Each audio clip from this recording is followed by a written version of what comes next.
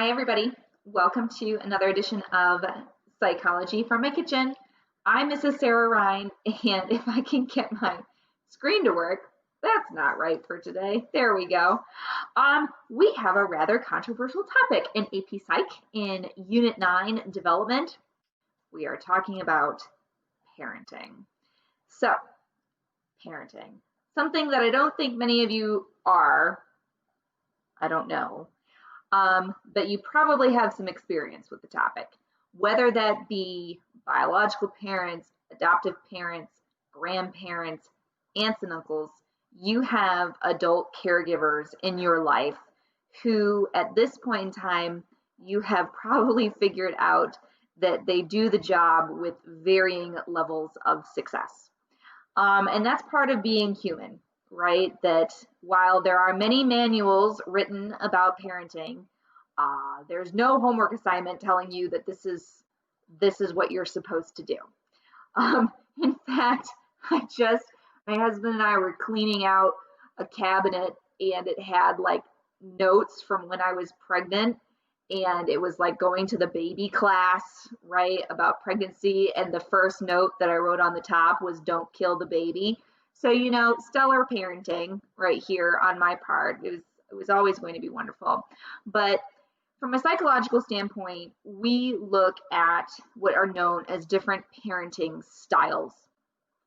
Parenting styles are talking about ways in which we are going to parent children following a particular kind of strategy based on how I interact with my child.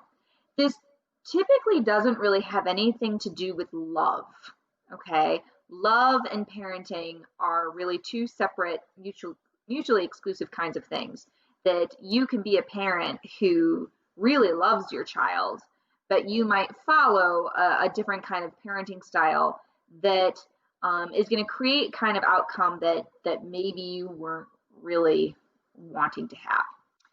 So in psychology, when we talk about parenting and parenting styles, we are looking actually at two major components of parenting, and that is demand and support. And so we look at how demanding is a parent on their child and how supportive is that parent for their child. Again, not loving, supportive, very different thing. And that actually is going to create for us some different kinds of these four major parenting styles. Okay, so starting with demands. Demands are referring to what kind of expectations does a parent have for the child, and also what happens when that child either meets or does not meet the expectations that the parent has put forward. Then we have support.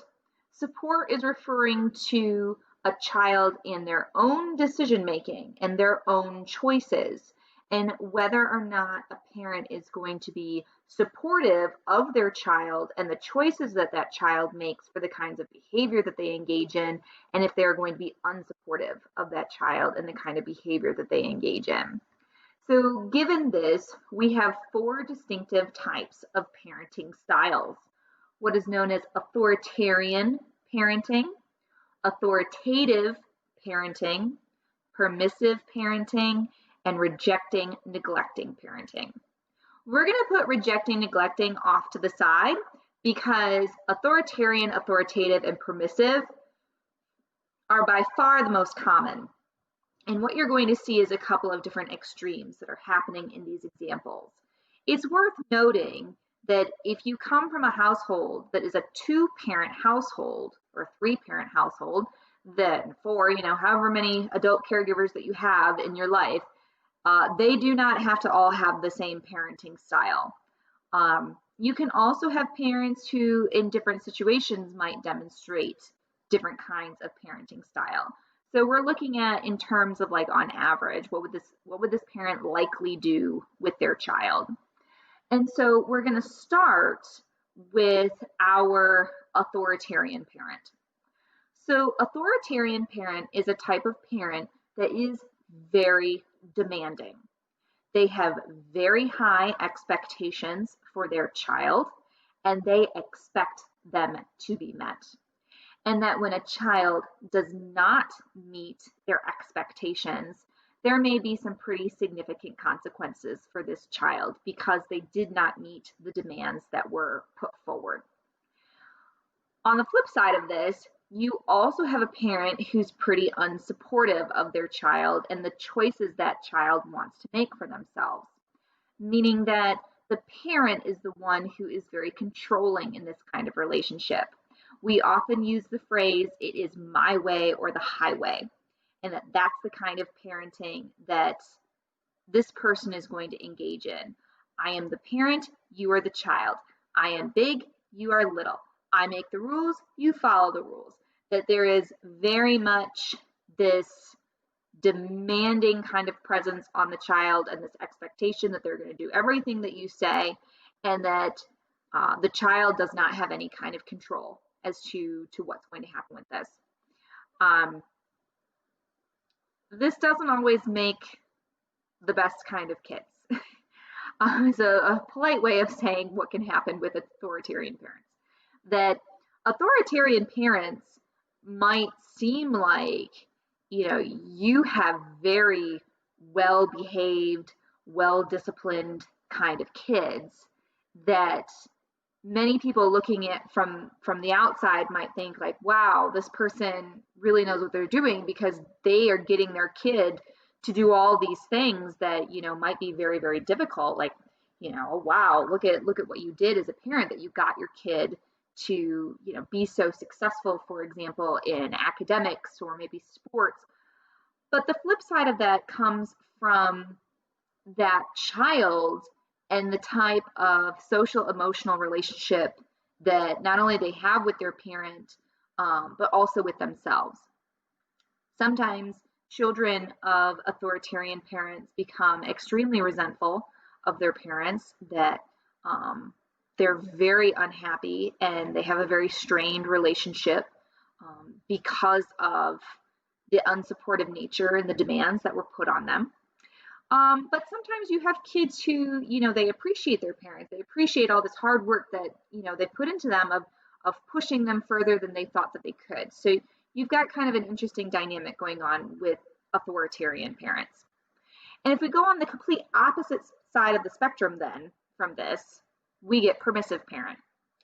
So permissive parent is a parent who has very little demands of their child, that they do not have particular expectations of their child. They do not have maybe kind of rules and things like that of what this child is supposed to be doing, but they're very, very supportive of their child.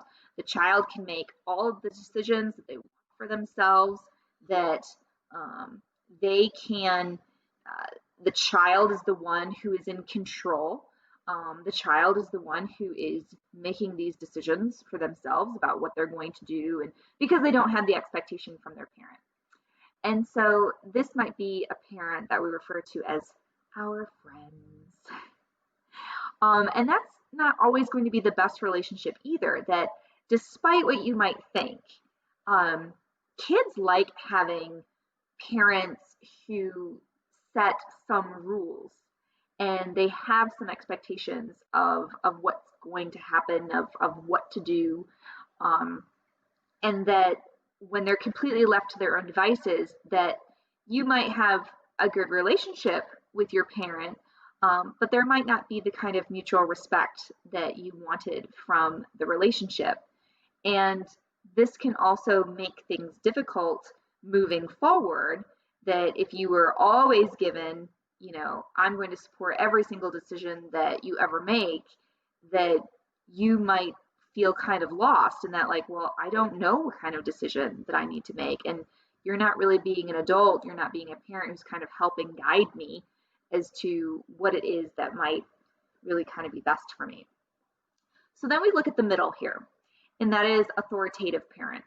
And authoritative parent is a parent who is both demanding and supportive.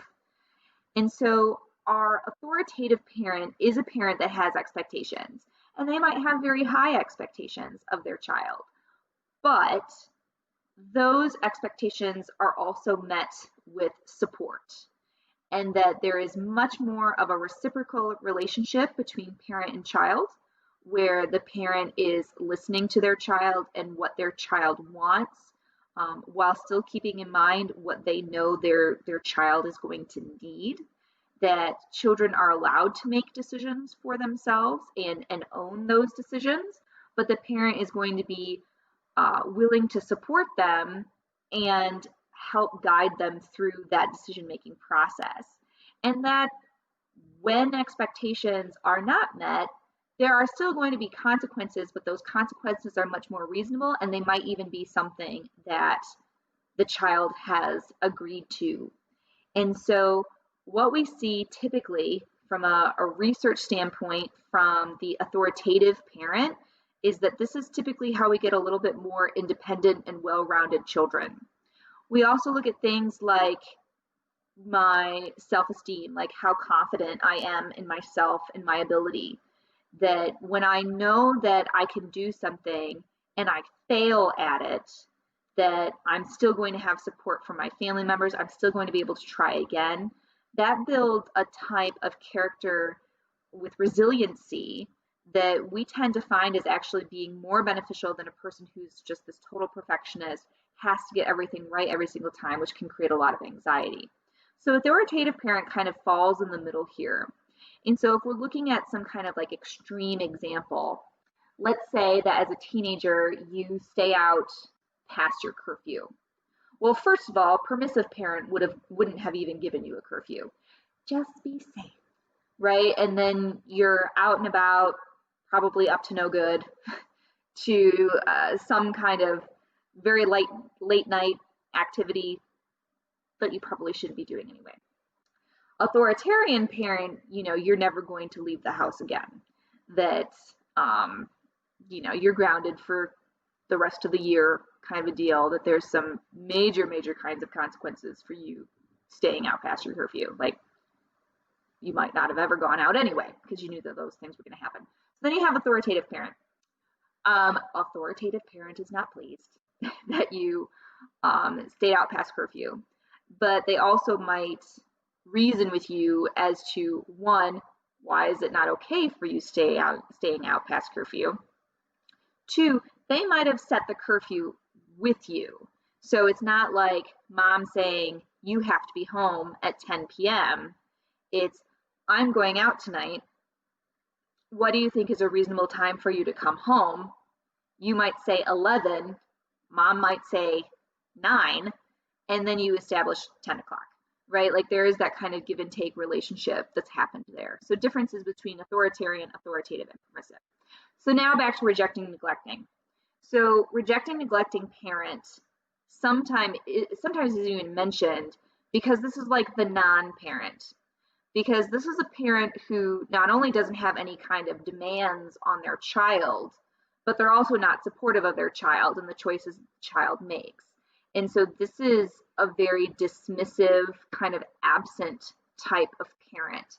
So it's a parent who's really not even parenting, that they don't really care what it is that you're up to. And they're also not going to help you with any kind of decision making. They're not going to be involved really in any way with your life. And so that's also not really great for us, because we know that younger people, we need help, right? We need help navigating the world around us. And so having adult figures that we can trust, that we can talk to, that can support us and help us come to appropriate decisions about ourselves, that still have high expectations, like, this is really good for us in becoming these well-rounded, happy sort of humans. So those are our major types of parenting styles. Until next time, thank you for joining me.